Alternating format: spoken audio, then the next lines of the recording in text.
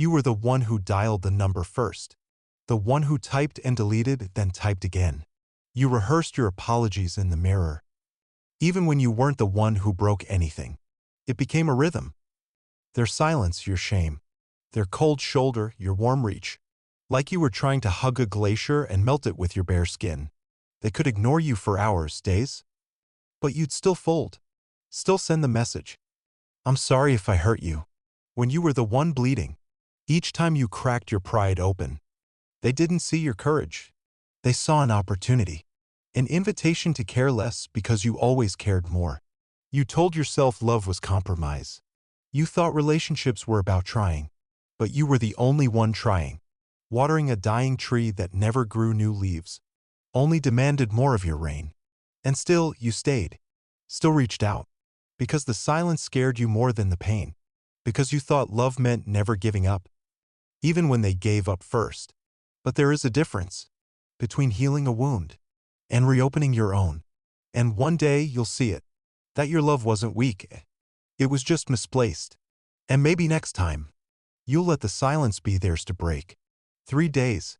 No response. Not a text. Not a call. Not even a reaction to the message she poured her heart into. At first, she told herself they must be busy. They must be overwhelmed. Maybe something came up. Maybe they needed space. But by day 2, her thoughts weren't so gentle. She scrolled up, rereading her last few messages. Was she too emotional? Too demanding? Did she say something wrong? Her mind spun faster than her heart could keep up. She drafted apologies she didn't owe.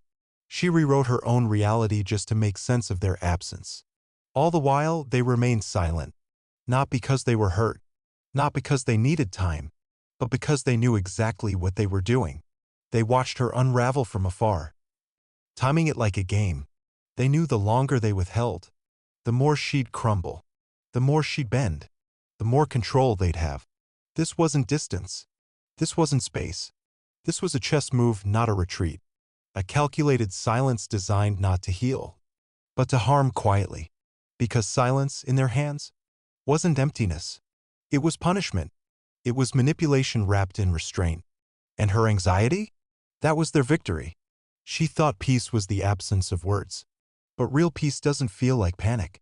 And love doesn't make you beg for basic kindness. She started to see it now. The silence wasn't passive. It was powerful. Too powerful. And it was never meant to heal. Only to hurt. It always happened the same way.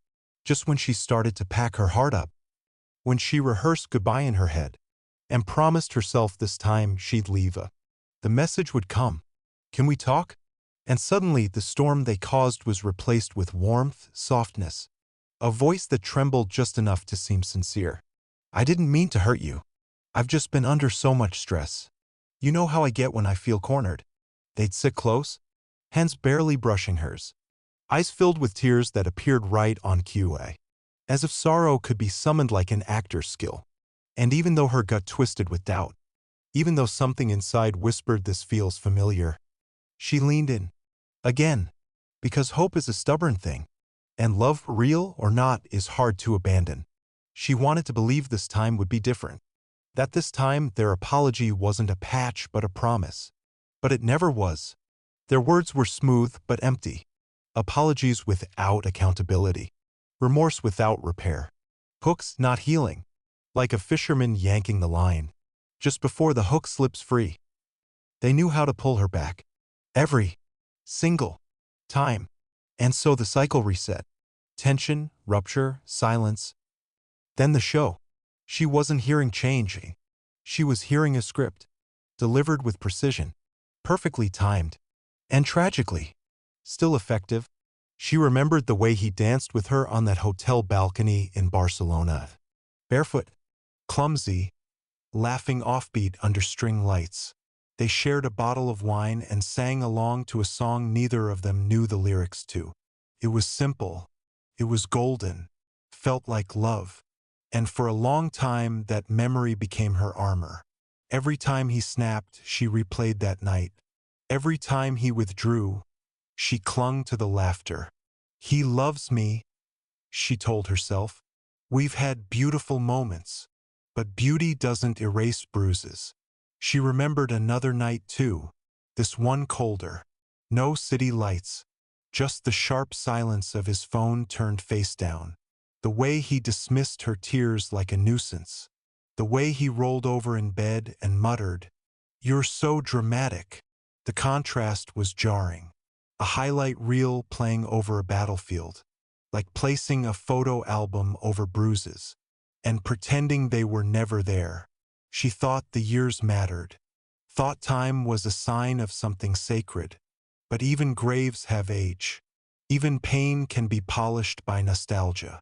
What she called connection was really just repetition. The same cycle, the same ache, dressed in different seasons.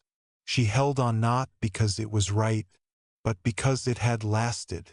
She mistook longevity for alignment, history for harmony, memories for meaning. But history can be heavy, and sometimes it's the very weight that keeps you stuck. She didn't love him anymore. She loved who they used to be, and that wasn't the same. Not anymore. It wasn't loud. It wasn't triumphant. It wasn't a final speech or a slam door. It was a still moment, your thumb hovering above the send button, a half-typed message blinking on the screen. "I just wanted to say." You sat there holding your breath, feeling the familiar pull, the ache to reach, to explain, to ease their silence with your voice. But this time you didn't move. You stared at the words, felt their weight, and then erased them. Your heart raced, not from fear, but from unfamiliar power. Because for the first time, you didn't fold. You didn't apologize for air you didn't take. You didn't beg for love to return. You chose stillness, and it felt like standing on the edge of a cliff, and not jumping, like watching a wave come toward you, and choosing not to drown in it. Your silence wasn't passive. It wasn't cold. It was self-protection. You weren't punishing them. You were preserving you. You were saying, "I won't knock on a locked door again." And somewhere they felt it, that absence, that void where your chase used to be. And for once, they were the one left wondering, left waiting, left reaching into nothing. It wasn't the end, but it was the beginning of you. First, there was more silence. They expected her to break again, to come running like always, heart in hand, apology on tongue. But days passed, then a week, and nothing came. That silence, once their weapon, was now a mirror, reflecting back their own irrelevance. So they cracked. Ping. "Hey, are you okay?" Another. "I've been thinking about you." A voice note, just the right amount of tremble. "I miss us." Suddenly they were available. Suddenly they remembered how to care. But the timing was too clean, too convenient. And this time she saw it.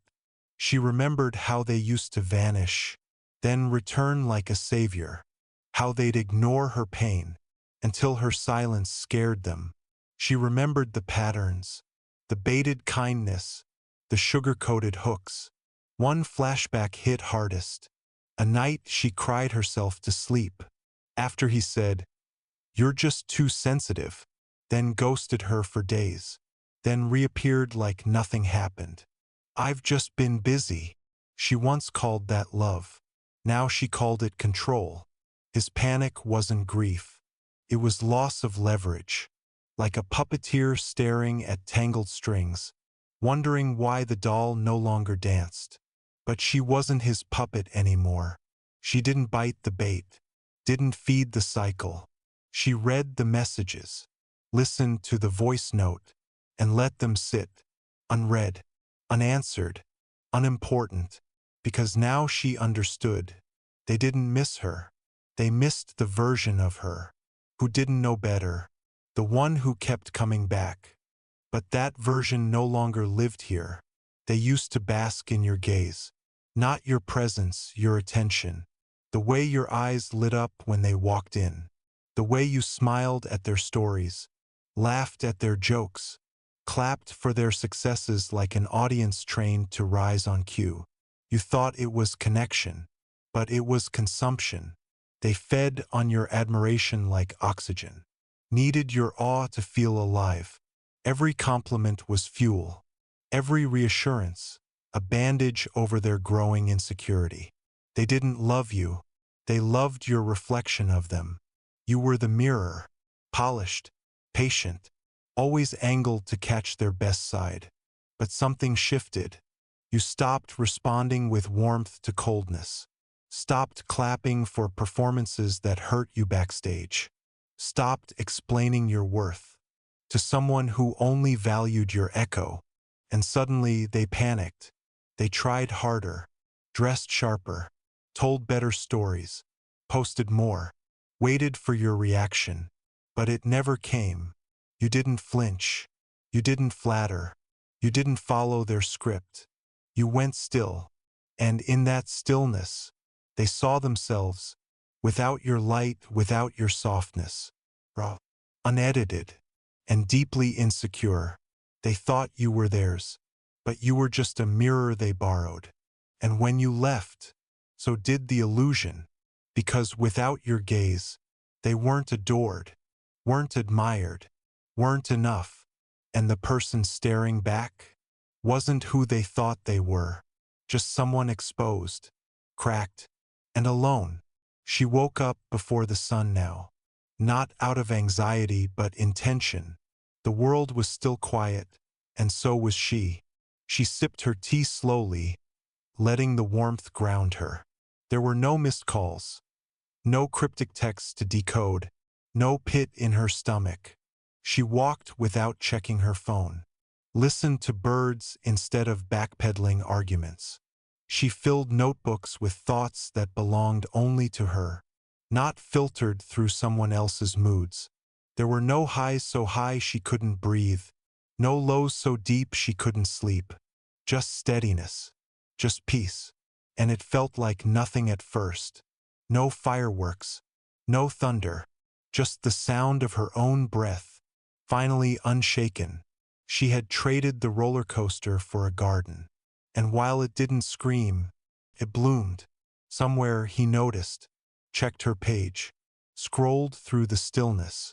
No subtweets, no breakdowns, no look at me now posts, just soft photos, coffee mug, a sunset, a smile that didn't beg to be understood. And he was bored, because without chaos he couldn't feel important.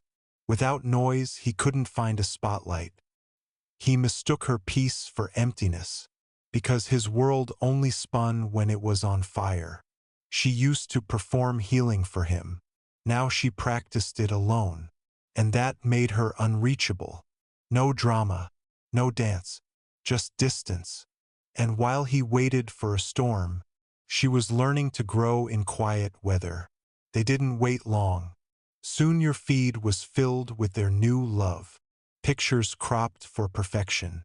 Captions rehearsed like dialogue from a second-rate play. Smiles stretched just a little too wide. Eyes a little too empty. You looked, not out of longing, but out of curiosity. And when you saw them, you didn't ache. You saw the performance. They hadn't replaced you. They had replaced the reflection you once gave them, the light you used to pour into them, the oxygen you used to provide. But what they found wasn't a match. It was a mirror that only nodded. Someone who agreed, not understood. Followed, not questioned. Adored, not challenged. You weren't jealous. You were clear, because you saw it for what it was. They didn't want a partner. They wanted a stage, and someone willing to stand behind the curtain, clapping on cue. You had offered them a violin, complex, resonant, full of soul. They replaced it with an echo chamber and called it music. But echoes don't create, they repeat. And love, real love, can't grow in a place where depth is discarded. They mistook peace for passivity, authenticity for resistance. And you, they mistook you for replaceable. But what they lost wasn't just a person. It was the only version of themselves that ever felt truly seen. And what they gained? A shadow. Flattering.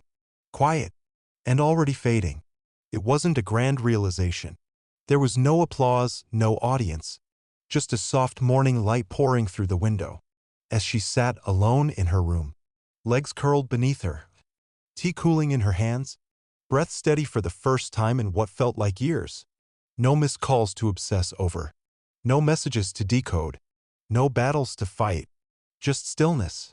And in that stillness, she noticed something had returned. Herself. She smiled not for a post, not for anyone watching, just because she felt light again. Whole. The old her would have posted something poetic.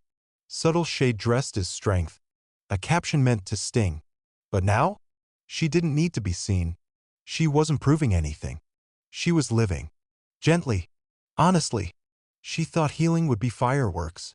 That it would look like triumph. But it looked more like her humming to herself while folding laundry. Walking barefoot on grass. Saying no without guilt. Saying yes to herself.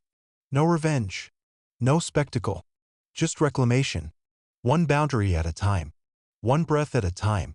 She wasn't playing their game anymore. She had walked off the board. She didn't win. She didn't need to.